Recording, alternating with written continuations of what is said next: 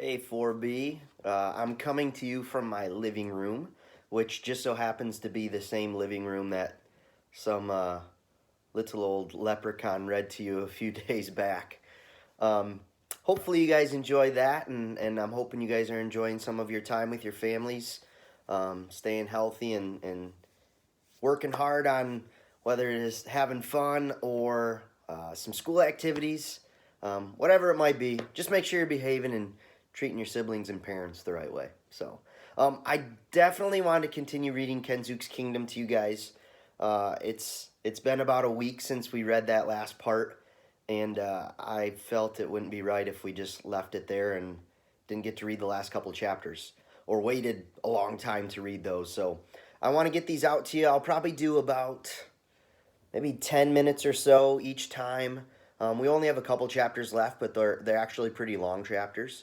So I'll read about 10 minutes each time. That way the videos aren't too long and they don't take too long to load for you guys. And that should give us a handful of days of read aloud still until we move on to something else. But if you remember when we left off with Kenzuke's Kingdom, oh, by the way, I did a little research and I was looking at some interviews that were done by the author of Kenzuke's Kingdom, and he actually pronounces Kenzuke's name Kenski. I, it's not how it looks. It's not how I would pronounce it, and that's why I think myself and the other fourth grade teachers during our read alouds we've been calling it Kenzuke. So I'm gonna stick with Kenzuke because that's what we're used to. But if you look at trailers or anything on YouTube or something, you'll notice that it's pronounced a little bit differently. So we'll pick up where we left off last week. Last week we left off at the point where Michael had written a note and put it inside of a bottle because he felt like it wasn't fair for him to stay on the island. He has parents that are wondering where he is, whether he's alive or not. Um, so he wanted to reach out and hopefully be found and be able to get back to his family. So he wrote a note, he put it in a bottle, and he closed it up tight. I think it was a Coca-Cola bottle, and he sent it out into the water and was hoping that it would reach someone that would read it and be able to find him on the island. Just so happens that his dog Stella wanted to play some fetch and decided to go out after the bottle and then brought it back to the cave and dropped it right at Kenzuke's feet. Kenzuke was the person that would probably not react to this too great because he doesn't want to be found, and Michael was a little bit worried about what Kenzuke would think about that. So I'll continue reading. What I'll do is I'll number this like Kenzuke's Kingdom reading number 1. That way if you get behind or if you want to make sure you're listening to these in order, this will be number 1, and then we'll do number 2, 3, 4 until we finish the book. Okay? All right. Let's keep going. This next chapter is called The Night of the Turtles. There fell between us a long and aching silence. Kenzuke never once reproached me for what I had done. He was not angry or sullen at me, but I knew I had hurt him to the soul. It wasn't that we didn't speak, we did, but we no longer talked to each other like we had before. We lived each of us in our separate cocoons, quite civil, always polite, but not together anymore. He had closed in on himself and wrapped himself up in his thoughts. The warmth had gone from his eyes, the laughter in the cave house was silenced. He never said so. He did not need to, but I knew that now he would prefer to paint alone, to fish alone, to be alone. So day after day, I wandered the island with Stella, hoping when I returned that he might have forgiven me, that we could be friends again. But always he kept that distance between us. I grieved for our lost friendship. I remember I went often now to the other end of the island, to Watch Hill, and sat there, no longer looking out for ships, but rehearsing aloud my explanation. But no matter how much I rehearsed it, how I reasoned it, I could never convince even myself that what I had done was anything other than treachery. In the end, as it turned out, it was Kenzuke who explained it to me. We had just gone to bed one night when Tamadachi came to the mouth of the cave and squatted there. She had done this once or twice lately, stayed for just a few minutes, peered in at us, and gone off again. Kenzook spoke up in the darkness. "She lose Kakambo again," he said. "She always lose her baby. Kakambo, very wicked baby. He run off a lot. He take Tamadachi, very sad mother." He clapped his hands at her, shooing her away. "Kakambo not here. Tamadachi not here. But Tamadachi stayed. I think for comfort, more than anything else. I'd noticed before with the orangutans how they would often come to Kenzook when they were upset or frightened, just to be near him. After a while, Tamadachi slunk off into the night and left us alone again, and the din of the forest and the silence between us. I think many thoughts," Kenzook said suddenly, out of the silence. "You are sleepy, Makasan?"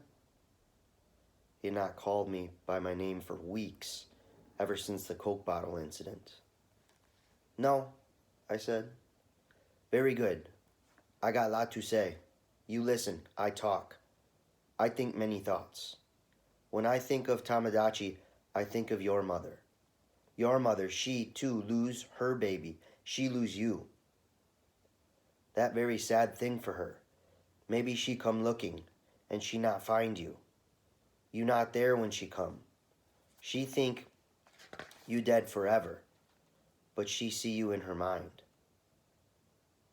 Now, as I speak, maybe she see you in her mind. You always there. I know. I have son too. I have Makaya. He always in my head, like Kimi. They dead for sure, but they in my head. They in my head forever." For a long while, he did not say another word. I thought he had gone to sleep. Then he spoke again. "I tell you everything I think, Micah-san. It best way. I stay on this island because I want to stay on this island.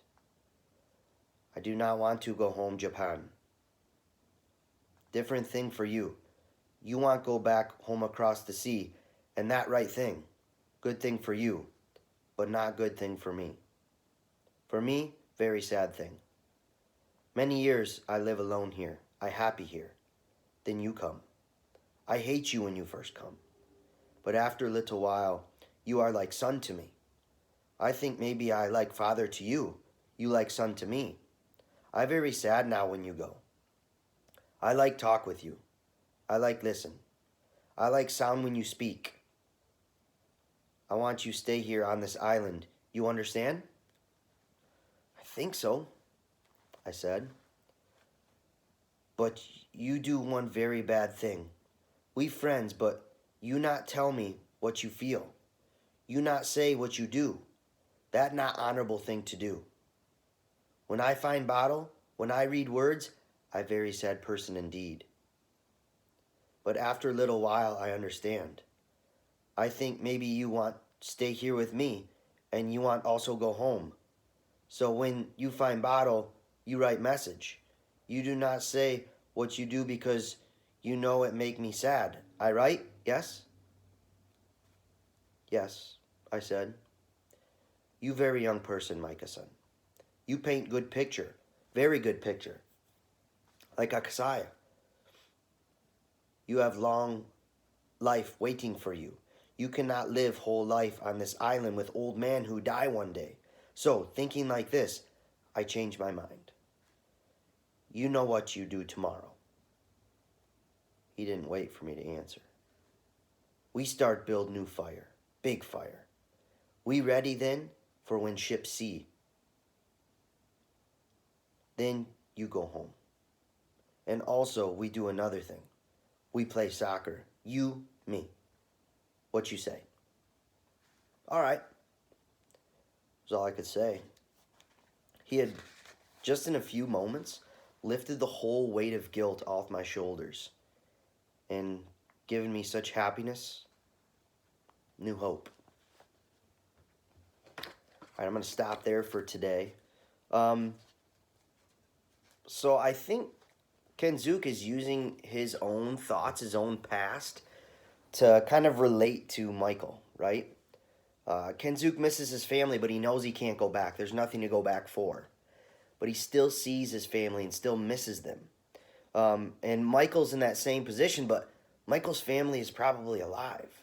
Michael's family is waiting for him, waiting to see him again, just like Kenzook was waiting to see his family. So I think it's that weird connection where Kenzook is finally realizing, like, I can't be selfish about this because I can relate to those feelings. And he also knows that him and Michael have gained some friendship, but a good friend's also going to look out for a friend and know what's best for them. And if he feels that he needs to head back or look for his parents, I think that's probably the right thing to do. I'm super interested to see how the rest of this chapter unfolds. It's called the Night of the Turtles. So I'm wondering, the Night of the Turtles. I'm wondering how that relates to the chapter, because we haven't really come across why it's titled that. So, all right, continue to take care of yourselves. Look for another email soon. Again, this will be titled Kenzook's Kingdom, reading number 1, or I'll make sure I number it number 1. Next will be number 2, number 3, until we get through it. And then I'll try to find another book that I think you'll enjoy, and we'll keep doing that. So, enjoy. Talk to you again soon. One other thing, I'd like to try to connect to you guys like a live video chat. So I am looking into possibly setting up some like ELA partner conversations. We could do that.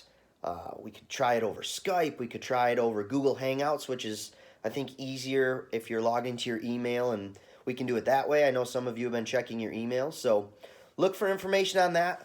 Hopefully you got my email about Prodigy. I tried to figure that out. I think it's working. If you follow those directions, if it's not, just let me know. It's kind of new for me too. And then also your Clever accounts, you can log into those and do some Study Island. I know some parents have been talking about trying to get you more involved with like reading passages and answering questions. And I think if you go on to Study Island, you can go over to like Michigan programs and click on the Michigan 4th grade ELA stuff, and you can kind of choose some of the activities you do. So you got lots of time. Some of these activities might keep you out of trouble. Make sure you're helping out with chores around the house. Go outside and get some fresh air. But do your best to make the most of your time. Have some fun. Enjoy this time with your families. And we will talk to you again really soon. Take care.